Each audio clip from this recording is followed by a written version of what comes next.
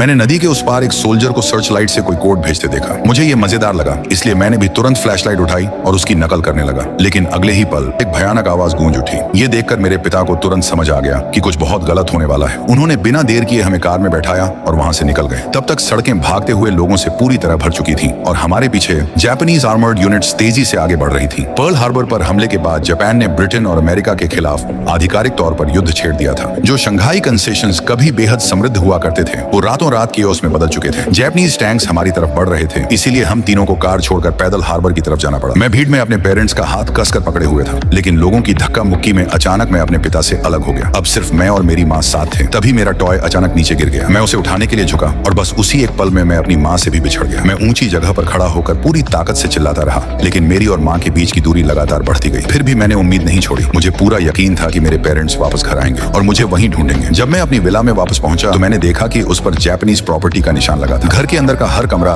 बुरी तरह लूटा जा चुका था। खुशकिस्मती से कुछ स्नैक्स और कैंड फूड अभी भी बचे हुए थे। मैंने फैसला किया कि मैं घर पर ही रहूंगा और अपने पेरेंट्स का इंतजार करूंगा। लेकिन एक दिन, 2 दिन, फिर कई दिन बीत गए। मेरे पेरेंट्स वापस नहीं आए। आखिरकार सारा खाना खत्म हो गया, यहाँ तक कि पाइप्स में भी पानी आना बंद हो गया। भूख से मरने से बचने के लिए मुझे घर से बाहर निकलकर खाना ढूंढना पड़ा। तभी मेरी मुलाकात कुछ जापानीज सोल्जर्स से हुई जो पास में खाना खा रहे थे। मैंने उम्मीद में उनके सामने हाथ फैला दिए, लेकिन उन्हें मुझ पर जरा भी दया नहीं। मेरे लिए यही काफी था कि उन्होंने मुझे मारा नहीं। मैं किसी तरह वहां से बचकर निकला, लेकिन तभी एक स्ट्रीट ठग की नजर मुझ पर पड़ गई। उसने मुझे एक गली में घेर लिया और मेरे कपड़े तक छीनने लगा। खुशकिस्मती से एक दयालु बूढ़ी औरत ने बीच में आकर मुझे बचा लिया। मैं वहां से भाग निकला, लेकिन अगली मुसीबत उससे भी बड़ी थी। एक ड्राइवर तुरंत अपनी कार से उतरा और मुझे देखने लगा। मुझे सही सलामत देखकर उसने राहत की सांस ली और उन बदमाशों को भी वहां से भगा दिया। मुझे लगा आखिरकार मुझे अच्छे लोग मिल गए।